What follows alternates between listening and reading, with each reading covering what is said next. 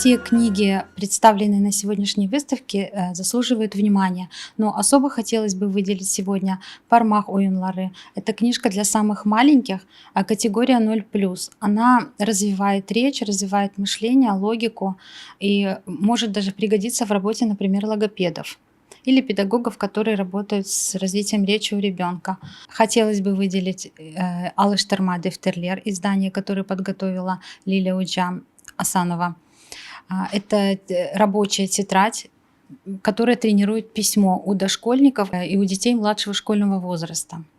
Таких тетрадей на моей памяти еще вроде бы не было. Еще одна книга, которую хотелось бы выделить, это «Фидан Чахнон Хазинесе». Это сборник сценариев для подготовки мероприятий и для проведения мероприятий в детских, дошкольных и младших школьных учреждениях. Это готовые, по сути, сценарии, которые можно использовать для праздников на крымско-татарском языке. Следующая книга «Небататви Айванат Алема». Это энциклопедия на крымско-татарском языке о животных. Очень яркое, иллюстрированное, красочное издание.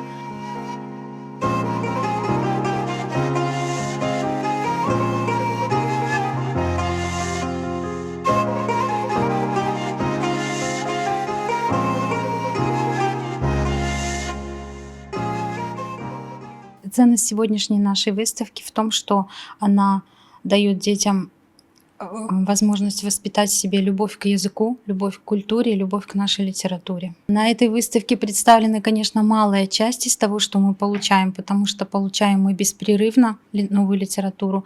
И более подробно можно ознакомиться с литературой, с новой, придя в библиотеку Гаспринского.